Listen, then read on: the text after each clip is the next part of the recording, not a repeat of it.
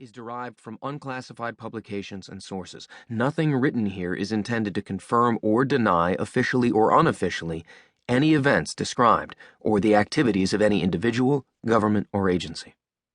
In an effort to protect the nature of specific operations, I sometimes generalize dates, times, and order of events. None of these workarounds affect the accuracy of my recollections or my description of how events unfolded. The operations discussed in this book have been written about in numerous other civilian and government publications and are available in open sources to the general public. The events depicted in No Easy Day are based on my own memory. Conversations have been reconstructed from my recollections. War is chaotic, but I've done my best to ensure that the stories in this book are accurate. If there are inaccuracies in it, the responsibility is mine. This book presents my views and does not represent the views of the United States Navy, the U.S. Department of Defense, or anyone else. In spite of the deliberate measures I have undertaken to protect the national security of the United States and the operational security of the men and women who continue to fight around the world, I believe No Easy Day to be an accurate portrayal of the events it describes and an honest portrayal of life in the SEAL teams and the brotherhood that exists among us. While written in the first person, my experiences are universal, and I'm no better or worse than any man I've served with. It was a long, hard decision to write this book, and some in the community will look down on me for doing so.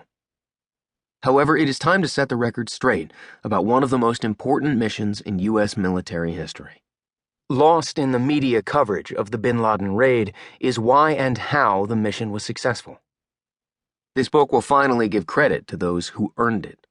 The mission was a team effort, from the intelligence analysts who found Osama Bin Laden to the helicopter pilots who flew us to Abbottabad to the men who assaulted the compound. No one man or woman was more important than another.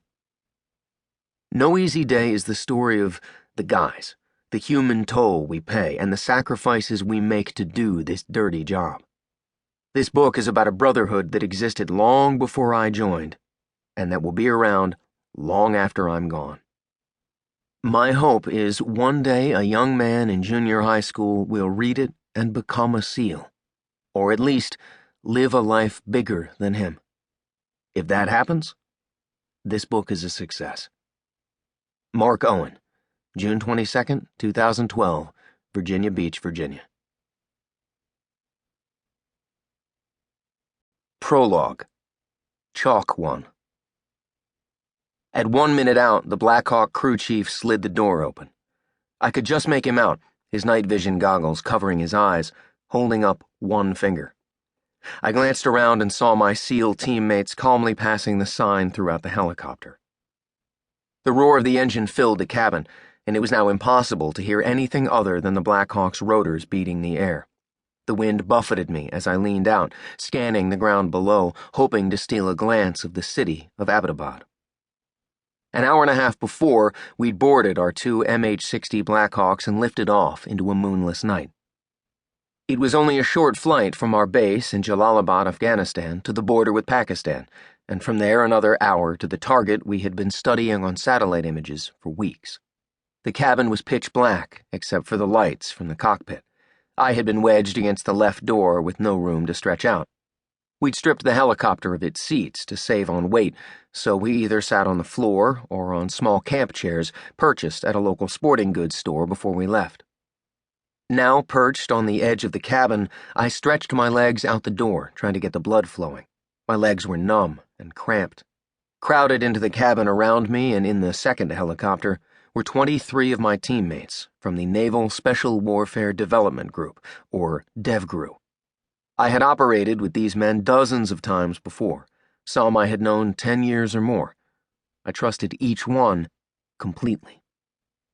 5 minutes ago, the whole cabin had come alive. We pulled on our helmets and checked our radios and then made one final check of our weapons. I was wearing 60 pounds of gear, each gram meticulously chosen for a specific purpose, my load refined and calibrated over a dozen years and hundreds of similar missions. This team had been hand-picked, assembled of the most experienced men in our squadron.